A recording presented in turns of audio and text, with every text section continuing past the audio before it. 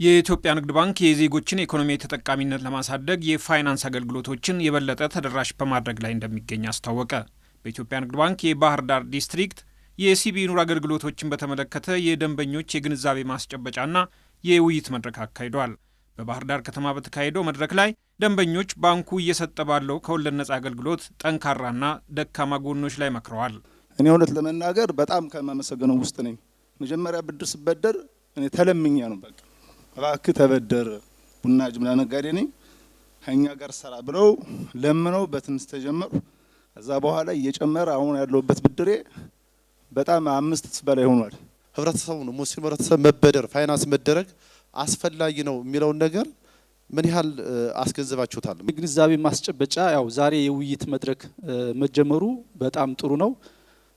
ይሄ የውይይት መድረክ በቀጣይነትና በዘላቂነት ለማስቀጠል ምን ያህል ዝግጁ ናቸው? ይሄ በጋራ የምንወስደው ይሆናል። ዲስትሪክቱም ሪጅኑም አጠቃላይ በዋና መስሪያ ቤት ያሉ የኃላፊዎችም በጋራ ሆነን የግንዛቤ ማስጨበጫ መርሃ ግብሮቹ ቢካሄዱ አገልግሎቱ በደንብ ሊሻሻል ሊያድግ የሚችልበት እሱን በደንብ የቤት ስራ እንወስዳለን።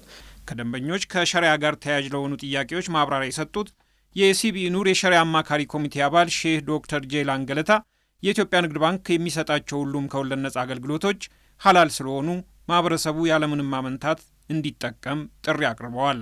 የኔ መልእክት ተጠቀሙ። የቸገራቸው ነገር ካለ በሸሪዓን በሚመለከት ብራንቾች አማካይነት ጥያቄያቸው መላክ ትችላላችሁ።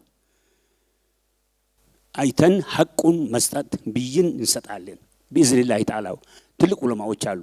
የኢትዮጵያ ንግድ ባንክ ኢኮኖሚያዊ ተጠቃሚነትን ለማረጋገጥ የህብረተሰቡን እሴቶችና ፍላጎቶች መሰረት በማድረግ ለፋይናንስ አካታችነት ትኩረት ሰጥቶ በመስራት ላይ እንደሚገኝ የተናገሩት የሲቢኢ ኑር የፕሮዳክትና ሸሪያ ኮምፕላያንስ ዳይሬክተር አቶ አንዋር አብደላ የግንዛቤ ማስጨበጫ ውይይቱ ውጤታማ ነበር ብለዋል።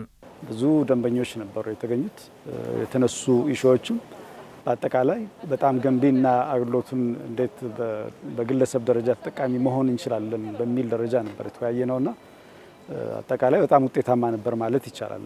የሲቢኢ ኑር የሰሜን ሪጅን የዋና መስሪያ ቤትና የባህር ዳር ዲስትሪክት የስራ አመራሮችና ሰራተኞች ከውይይት መድረኩ በተጨማሪ በባህር ዳር ከተማ የተመረጡ ደንበኞችንና ቅርንጫፎችን የስራ እንቅስቃሴም ጎብኝተዋል።